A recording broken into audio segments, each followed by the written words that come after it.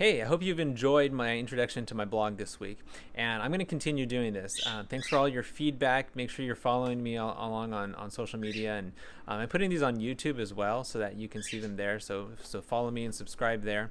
So today I want to get into some what you might call real classical music. I want to do some Beethoven, but again, everything represents the world we live in, right? And so Beethoven represents the world Beethoven lived in at the time. John Williams represents John Williams' world, and so forth. So I have two pieces for you today. The first is from the Third Symphony. It's a third movement. Now, one of the things we were talking about is that we want sometimes a story when it comes to music, and it's a little easier to listen to, but it doesn't always have that. And so the Symphony Number 3, well, there's a little story behind it that might give you a little bit of a help when you're listening to it. Beethoven originally dedicated this symphony to Napoleon Bonaparte, the French dictator. But then the publisher decided, hey, that's not quite a good idea. So he had him change it to simply the Heroic Symphony, the Eroica, and that way he could please all of his audiences.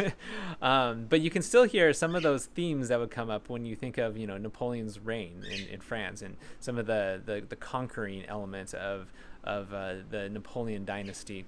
That's a great piece to listen to. Now, the second piece I want you to explore is Piano Sonata Number 23, also by Beethoven. It's in F minor. Now, when Beethoven wrote this, he wrote an amazing sonata. By the way, a sonata is just a piece for one instrument, in this case, the piano. And so this is actually one of my favorites. It's one of the reasons that I studied piano, and it kept me going. That passion to do this one. He published it. It was a big success.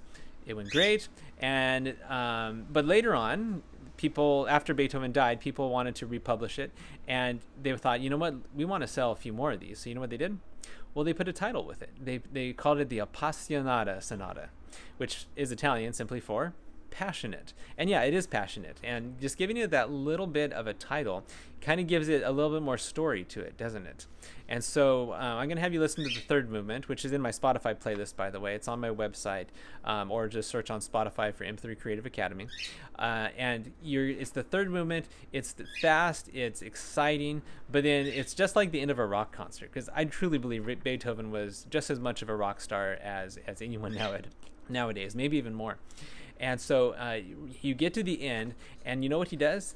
He speeds the tempo up. That was like unheard of. Like, that is like totally breaking the rules for a sonata. And he introduces a new melody too, which is totally unheard of. And so I want you to go, and I want you to enjoy these with your kids today. See if you can get into them. See if you can hear where it changes tempo right at the end. Anyways, follow me on Instagram here, and I will see you back next week. Bye-bye.